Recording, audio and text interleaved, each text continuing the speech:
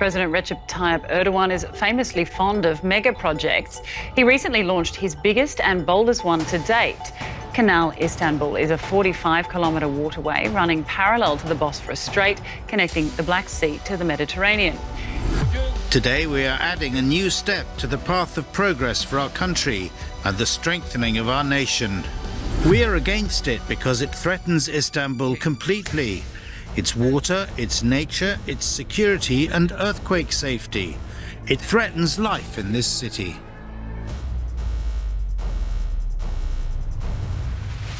The waterway running through Istanbul looks calm from a distance, but up close, it is a moving puzzle. Tight turns, fast currents, and huge ships sliding past homes, ferries, and fishing boats. This is the Bosporus, one of the world's most famous choke points, a narrow gate that many others depend on. Turkey's plan, called Canal Istanbul, sounds simple. Dig a second route from the Black Sea to the Sea of Marmara, so ships have another way through. But inside Turkey, people argue hard about it, because it's not just a canal. It is a fight about money, water, homes, and power. And outside Turkey, a lot of countries care, because this canal sits next to one of the most sensitive treaties on Earth. Here's the big question that makes this a global story. If you build a new canal next to an old strait, do the old rules still control the game? Those rules come from the Montreux Convention of July 20, 1936, an agreement that decides who can sail warships into the Black Sea and when. Start with the daily reality. Ships line up. Turkey's own annual reporting shows tens of thousands of commercial ship movements through the Turkish straits each year, with totals in the 2023 report reaching 96,290 commercial ships operated and passed through. When the gate slows down, delays ripple across ports, schedules, and prices far away. Energy is one reason the world watches this route. The U.S. Energy Information Administration has called the Turkish Straits an oil transit choke point, and it reports oil shipments through the Turkish Straits around 3.5 million barrels per day in 2019, about 560,000 meters cubed per day, falling to under 3.3 million barrels per day in 2020. That's why a single closure can become an international headache. And the Bosporus is not wide open water. It is about 31 kilometers long, with narrow points under 1 kilometer wide. Add sharp turns, surface currents, fog, and crowded local traffic, and you get a place where safety rules can force ships to wait their turn. That's why the straits run on choreography. Shipping guidance describes systems like traffic separation lanes, suspensions in poor visibility, and one-way traffic for very large ships.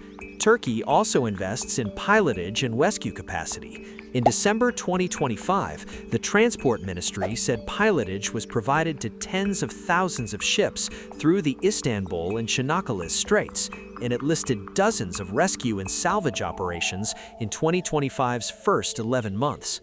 We've seen what a slowdown looks like in real time. Recent reporting has described cases where traffic in the Bosporus was suspended after ship malfunctions, like engine problems that required towing. Even if the pause is short, it reminds everyone that this one thin line is a single point of failure. To understand the canal debate, you have to understand what Montreux does. In simple words, it keeps the straits open for merchant ships in peacetime, but it puts strict limits on warships, especially warships from countries that are not on the Black Sea. It also gives Turkey special powers when war is happening or when Turkey feels threatened. This is not just theory from a history book. After Russia's full-scale invasion of Ukraine, Turkey publicly said it would implement parts of the Montreux Convention that could limit naval transit through its straits. That shift was tied directly to the war and to Ukraine's request. Turkey's foreign ministry later explained that under the convention, warships of belligerent states are restricted in wartime, except for specific cases like returning to base. That one decision shows why everyone else cares. The straits are a switch that can change the military map of the Black Sea.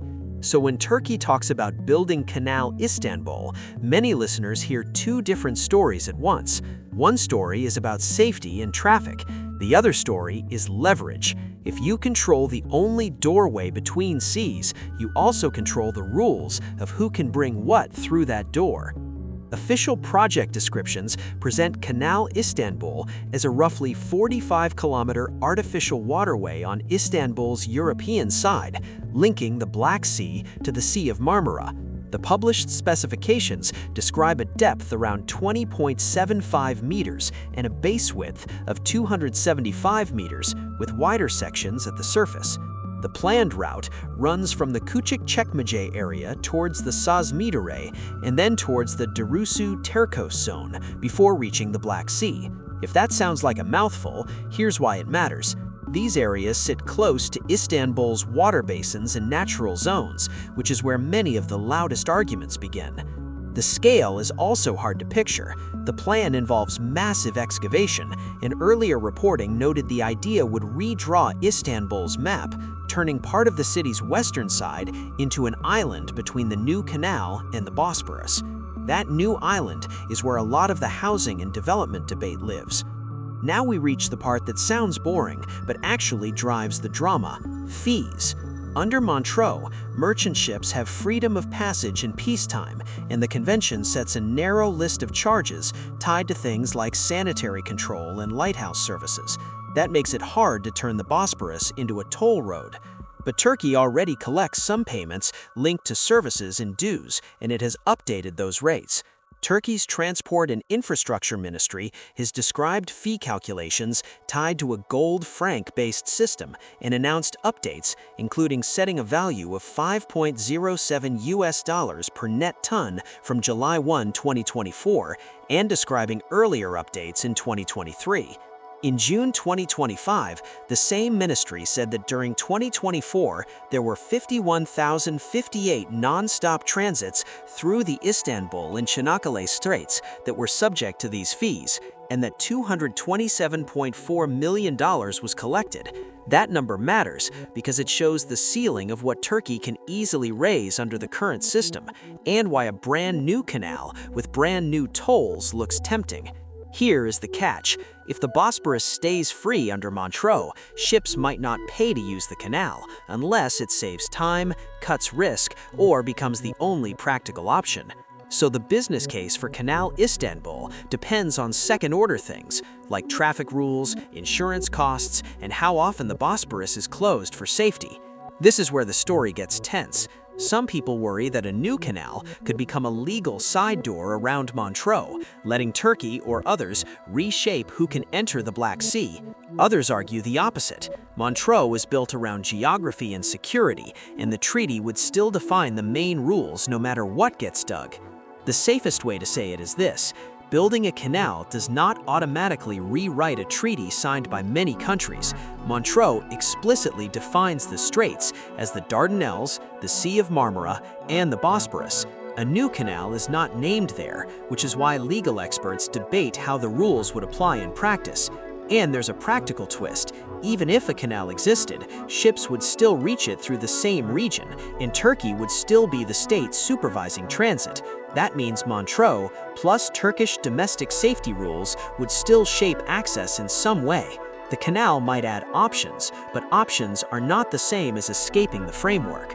So why does everyone still care? Because in geopolitics, options are power. If you can offer a faster or safer path, you can influence behavior without changing the written rules. You don't need to rip up Montreux to gain leverage. You just need a new way to make the old route feel risky or slow.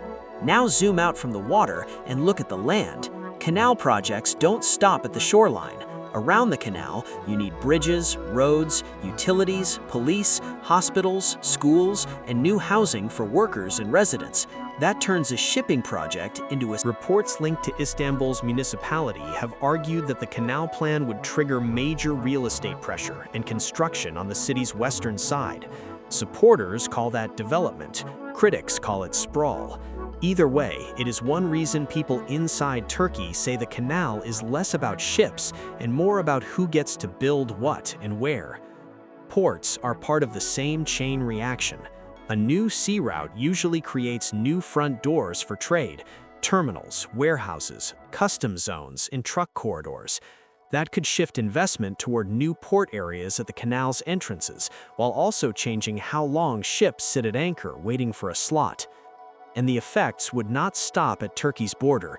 In the Black Sea region, ports compete on speed and reliability.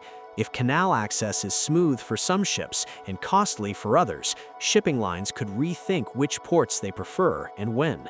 This is one of those quiet changes that can move money without headlines. If you ask people in Istanbul what scares them most, many will not say warships, they will say water. Istanbul already worries about drought and supply, and Canal Istanbul runs near key basins. That is why the canal debate often feels like two different conversations happening at once. The Turkish government has published a document defending the project and arguing that some water loss claims are exaggerated while discussing Istanbul's water needs and planned supply measures. Critics, including municipality-linked reports, argue the canal would still deactivate or weaken water sources like Zazladere and raise saltwater intrusion risks near Turkos. Scientific debates add another layer. Some researchers have modeled risks like water quality changes, ecosystem disruption, and the challenge of managing excavation in coastal currents if a new connection changes how water mixes between the Black Sea and the Marmara Sea. Evidence is mixed on exact outcomes, but the core point is agreed. This would be a major intervention in a sensitive system. Even inside the Turkish government, the timeline has sounded uncertain at times. On May 1, 2025, reporting said Turkey remained committed to the project, but that it was not on our agenda today, and that it would move when the right financing was found. That is a polite way of saying this is huge, expensive, and politically risky. So here's the real answer to the title. Turkey can't agree because Canal Istanbul is not one problem. There are 5 problems stacked together: a safety problem, a treaty problem, a money problem, a city planning problem, and a water problem. If you like one layer and hate another, you will still fight the whole thing. And everyone else cares because the Bosporus is not just Turkey's shoreline, it is a global hinge, moving energy, moving food, and shaping security rules for the Black Sea. Build a second hinge beside it, and the whole world has to ask, who controls the swing and what happens when it moves?